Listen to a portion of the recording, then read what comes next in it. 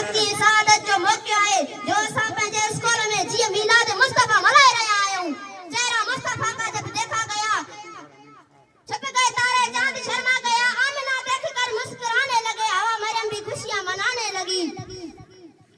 हुआ त मुसलमान जूं वॾियूं ईदियूं आहिनि पर असुल ईद त ईद मिलाद नबी आहे जेका ईदुनि जी बि ईद आहे। मिलाद जी इहा ख़ुशी जंहिं बि घर में मस्जिद में पाड़े में मल्हाई वञे थी उते रहमत जा फ़रिश्ता पुॼी वञनि था